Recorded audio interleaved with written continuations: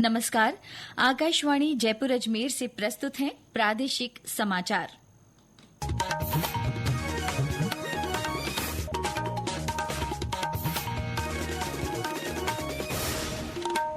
मुख्य समाचार। प्रधानमंत्री फसल बीमा योजना की बीमा क्लेम राशि का वितरण समारोह कल झुंझुनू में केंद्रीय मंत्री शिवराज सिंह चौहान मौजूद रहेंगे। राज्य सरकार ने पेंशनर्स को राहत देने के लिए राजस्थान राज्य पेंशनर्स चिकित्सा रियायती योजना 2021 में संशोधन किया। प्रदेश में हर घर तिरंगा अभियान के तहत विभिन्न गतिविधियां आयोजित की जा रही हैं और राज्य में आज कई स्थानों पर हल्की से मध्यम बारिश। जयपुर सहित 14 जिलों में बारिश का येलो अलर्ट।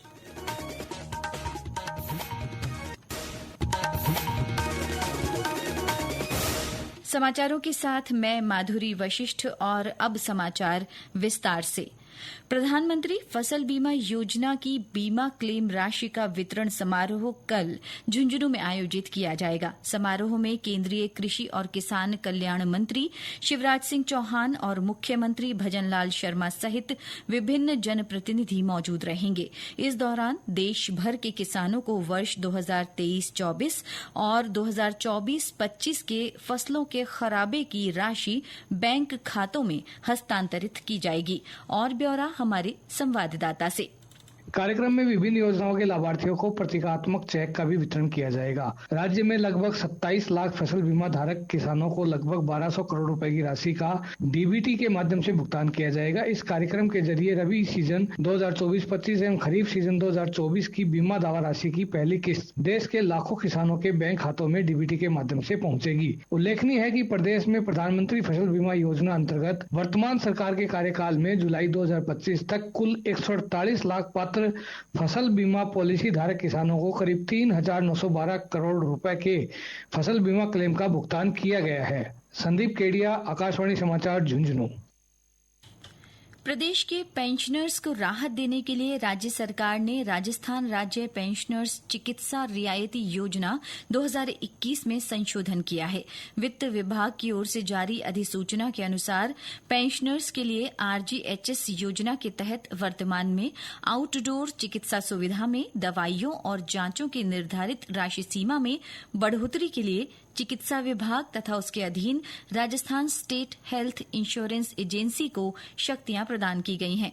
इसके तहत ओपीडी दवाइयों के लिए निर्धारित सीमा में 2 लाख रुपए तक के विस्तार के लिए इंश्योरेंस एजेंसी के अतिरिक्त सीईओ या संयुक्त सीईओ, 2 लाख से 7 लाख रुपए तक के लिए इंश्योरेंस एजेंसी के मुख्य कार्यकारी अधिकारी को प्राधिकृत किया गया है।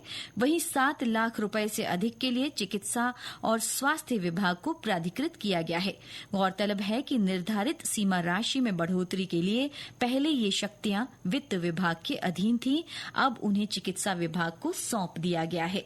मुख्यमंत्री के इस निर्णय से पेंशनर्स को अपने ओपीडी दवाइयों और चिकित्सा जांचों की सीमा राशि में शिथिलता के लिए अब आवेदन करना और सरल होगा। पेंशनर्स इसके लिए आरजीएचएस पोर्टल पर ऑनलाइन आवेदन कर सकते हैं। विदेश मंत्रालय की पहल पर भारत भ्रमण पर आए लैटिन अमेरिकी देशों के 24 कंटेंट क्रिएटर्स के प्रतिनिधिमंडल ने आज जयपुर में उप मुख्यमंत्री दिया कुमारी से मुलाकात की। इस प्रतिनिधिमंडल में Brazil, Mexico, Argentina, Chile, Colombia, Peru, Panama आदि देशों के प्रतिनिधि शामिल हैं। 9 से 15 अगस्त तक राजस्थान प्रवास के दौरान ये सभी भारत की समृद्ध विरासत, जीवंत संस्कृति और विविधतापूर्ण जीवन शैली से रूबरू हो रहे हैं। उप मुख्यमंत्री ने कहा कि इस तरह की पहलों से अंतर्राष्ट्रीय स्तर पर भारत की सांस्कृतिक धरोहर और पर्यटन संभावनाओं का प्रभावी प्रचार प्रसार होता है। सेना प्रमुख जनरल उपेंद्र द्विवेदी ने ऑपरेशन सिंदूर को रणनीतिक दृष्टि से महत्वपूर्ण अभियान बताया है। उन्होंने कहा कि ये अभियान सैन्य सटीकता और राजनीतिक स्पष्टता का समन्वय था। आईआईटी मद्रास में छात्रों और शिक्षकों को संबोधित करते हुए उन्होंने बताया कि 22 अप्रैल को पहलगाम में स्थित आतंकवादियों के कायराना हमले के बाद इस ऑपरेशन की योजना बनाई गई थी और उसे सफलतापूर्वक अंजाम दिया गया। ऑपरेशन की योजना और कार्यान्वयन के बारे में दुर्लभ जानकारी साझा करते हुए उन्होंने कहा कि तीनों सेना प्रमुख इस बात पर सहमत थे कि निर्णायक कार्रवाई आवश्यक है। तीनों सेनाओं को ऑपरेशन की दिशा तय करने की पूरी छूट दी गई थी। उन्होंने कहा कि इस तरह की राजनीतिक दिशा और स्पष्टता पहली बार सेनाओं को देखने को मिली।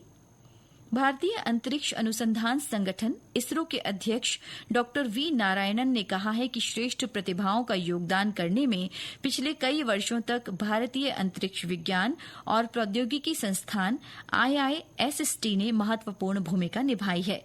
तिरुवनंतपुरम के वलियामला में वीडियो कॉन्फ्रेंस के जरिए IISST के 13वें दीक्षांत समारोह को संबोधित करते हुए उन्होंने कहा कि भारत विश्व में सबसे तेजी से बढ़ती अर्थव्यवस्था है। भारत की इस उपलब्धि में इसरो की बड़ी भूमिका रही है। ये समाचार आकाशवाणी जयपुर अजमेर से प्रसारित किए जा रहे हैं। प्रादेशिक समाचार बुलेटिन आप हमारे एक्स हैंडल @AIR_News_जयपुर, YouTube channel Rajasthan AIR news और फेसबुक AIR न्यूज राजस्थान पर भी सुन सकते हैं। इसके साथ ही आप हमारी वेबसाइट newsonair.gov.in पर भी समाचार सुन सकते हैं और संबंधित फोटो और वीडियो देख सकते हैं। प्रदेश में हर घर तिरंगा अभियान के तहत विभिन्न गतिविधियों के माध्यम से देश प्रेम की अलख जगाई जा रही है। ज्यादा से ज्यादा लोगों को अभियान से जोड़ा जा रहा है।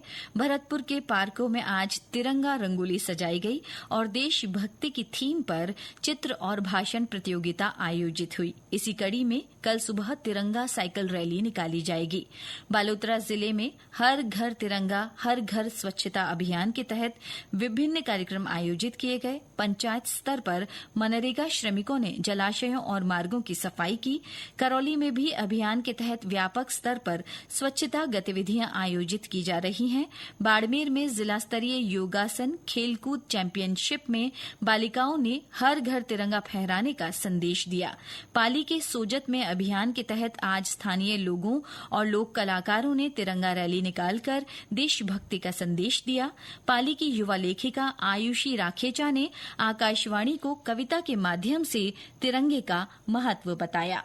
देश प्रेम की अमर कथाएं जलथल नभ में बसी हुई, हर छत आज सलामी देती तीन रंग में सजी हुई, लहरे हर घर आंगन में जब गूंजे भारत गान, यहाँ जनगण मन का गौरव गूंजे वंदे मातरम तान, यहाँ विश्व देख ले रंग तिरंगा मंगल तक फहराया है, 2 गज भर के इस कपड़े पर अंबर भी झुकाया है।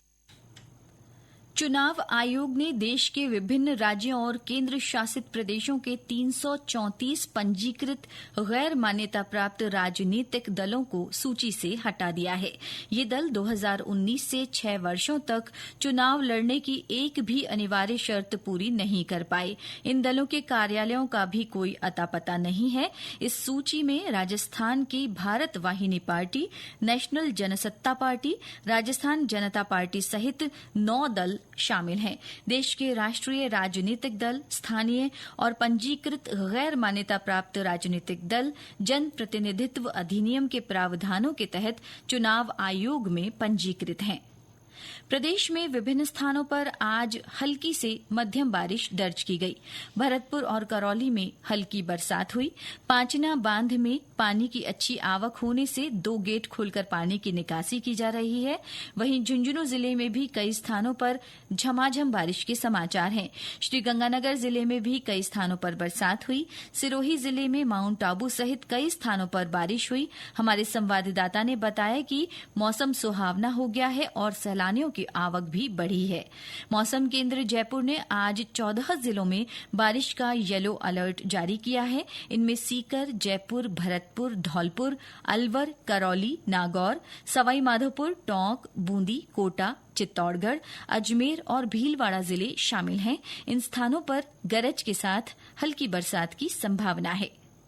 भीलवाड़ा जिले के किसानों ने इस बार खरीफ की फसल के रूप में प्रमुख रूप से उड़द और मूंग की फसल की बुआई की है, जहां बारिश ज्यादा होने के कारण पीला रोग फैल गया है।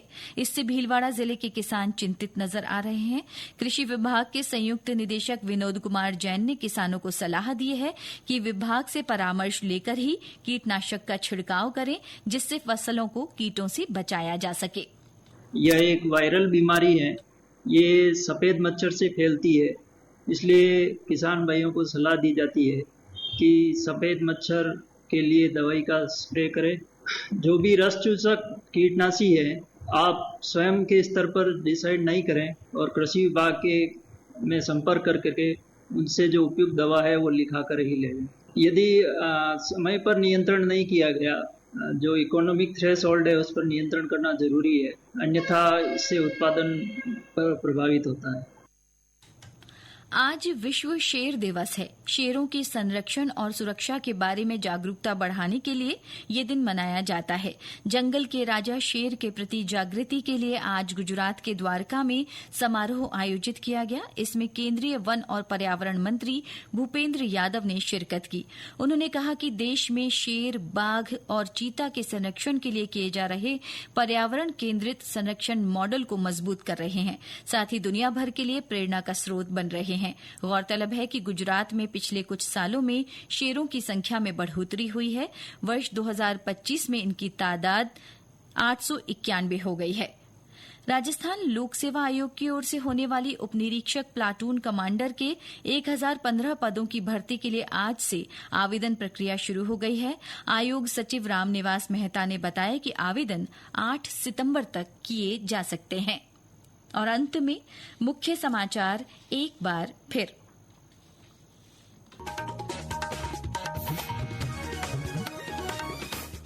प्रधानमंत्री फसल बीमा योजना की बीमा क्लेम राशि का वितरण समारोह कल झुंझुनू में केंद्रीय मंत्री शिवराज सिंह चौहान मौजूद रहेंगे। राज्य सरकार ने पेंशनर्स को राहत देने के लिए राजस्थान राज्य पेंशनर्स चिकित्सा रियायती योजना 2021 में संशोधन किया। प्रदेश में हर घर तिरंगा अभियान के तहत विभिन्न गतिविधियां आयोजित की जा रही हैं और राज्य में विभिन्न स्थानों पर आज हल्की से मध्यम बारिश हुई। जयपुर सहित 14 जिलों में बारिश का येलो अलर्ट। इसके साथ ही प्रादेशिक समाचार बुलेटिन समाप्त हुआ। नमस्कार।